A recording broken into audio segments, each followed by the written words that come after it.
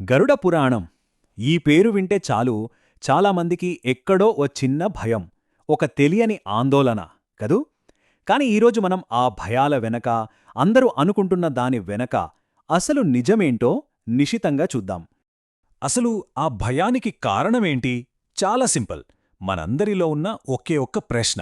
గరుడ పురాణమంటే నిజంగా కేవలం మరణం, శిక్షలు, నరకం వీటి గురించేనా? అవును, చాలామంది అనుకునేది అదే. ఇంట్లో అస్సలు ఉంచుకోకూడదు, చదవనేకూడదు అని కూడా చెప్తూ ఉంటారు. కాని ఇక్కడే అసలు విషయముంది. ఈ పురాణంలో మనకు తెలియని ఒక మిగపెరియ కోణం దాగి ఉంది. ఆ నిజం తెలిస్తే మనం ఇప్పటిదాకా అనుకున్నదానికి పూర్తి భిన్నంగా అనిపిస్తుంది. సరే, ఆ నిజమేంటో తెలుసుకోవాలంటే మనం ముందుగా దాని స్ట్రక్చర్, అంటే దాని నిర్మాణం ఎలా ఉందో చూడాలి.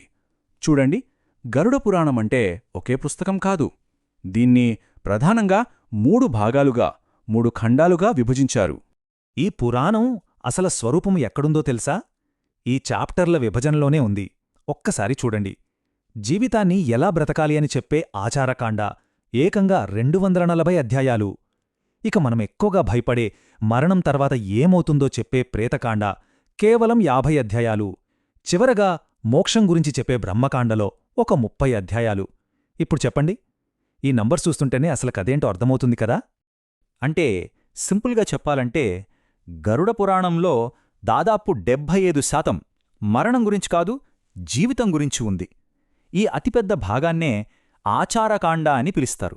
అంటే ఇది మరణానికి గైడ్ కాదు, జీవితానికి గైడ్. అయితే ఇది కేవలం ఎలా బ్రతకాలి అని చెప్పే మామూలు గైడ్ అనుకుంటే పొరపాటే. అసలే ఆచారకాండలో ఏముందో చూస్తే షాక్ అవుతారు. అందుకే దీన్ని ఒక ఎన్సైక్లోపీడియా ఆఫ్ లైఫ్ అని కూడా అంటారు. ఎందుకో ఇప్పుడు చూద్దాం. ఇది కేవలం పూజలు, పునస్కారాల గురించి కాదు. ఇందులో నీతిశాస్త్రం ఉంది. అంటే పాలిటిక్స్ అండ్ ఎథిక్స్, ఆయుర్వేదం, మన మెడిసిన్, వ్యాకరణం అంటే గ్రామర్, జ్యోతిష్యం, వాస్తుశాస్త్రం, ఇలా ఒక మనిషికి, ఒక సమాజానికి కావలసిన దాదాపు ప్రతి అంశాన్ని ఇది టచ్ చేస్తుంది. ఇంకా ఆశ్చర్యపోయే విషయమేంటో తెలుసా? ఇందులో రత్నశాస్త్రం అంటే జమాలజీ గురించి కూడా ఉంది. వజ్రాలు, ముత్యాలు, వాటి క్వాలిటీస్ ఏంటి, వాటిని ఎలా టెస్ట్ చేయాలి అనే అంత డీటెయిల్డ్గా రాసిందంటే ఆలోచించండి. ఒక ఆధ్యాత్మిక గ్రంథం ఇంత ప్రాక్టికల్గా ఉండటం నిజంగా గ్రేట్ కదా. ఇక మెడిసిన్ విషయానికొస్తే ఈ నంబర్ చూడండి, 48. అవును, ఆచారకాండలో కేవలం వైద్యం, ఆయుర్వేదం గురించే 48 అధ్యాయాలున్నాయి.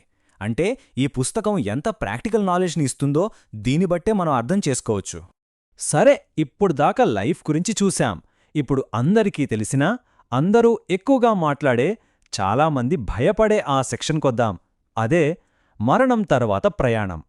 ఈ జర్నీ గురించి చెప్పేదే రెండో భాగం, ప్రేతకాండ. సహజంగా ఎవరైనా చనిపోయినప్పుడు ఆ కర్మల సమయంలో ఈ భాగాన్నే చదువుతారు. బహుశా అందుకేనేమో గరుడ పురాణం అనగానే అందరికీ మరణమే గుర్తొస్తుంది. కాని మళ్ళీ గుర్తుచేస్తున్నా, ఇది మొత్తం పురాణంలో ఒక చిన్న భాగం మాత్రమే. సో ఆ ప్రయాణం ఎలా ఉంటుందంటే, ఫస్ట్ స్టెప్ ఆత్మ యమలోకానికి వెళ్తుంది.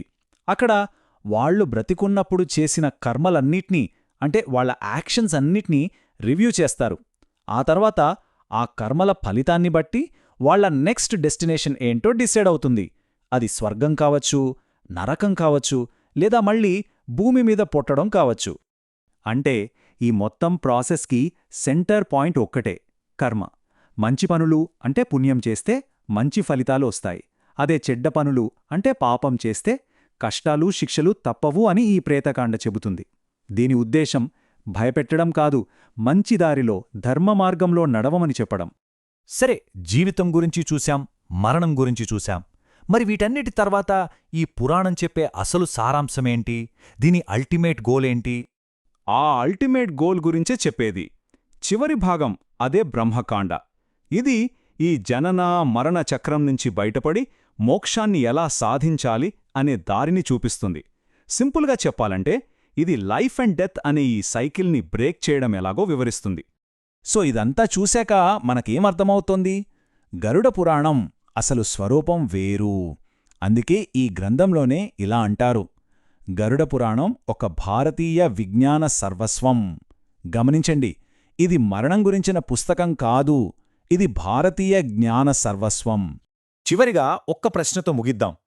240 అధ్యాయాల్లో జీవితాన్ని ఎలా బ్రతకాలో ఇంత డీటెయిల్డ్గా చెప్పిన ఒక గ్రంథం కేవలం మరణం గురించిన పుస్తకం ఎలా అవుతుంది? ఒక్కసారి ఆలోచించండి. బహుశా మనం చూసే దృష్టిని మార్చుకోవాల్సిన సమయం వచ్చిందేమో.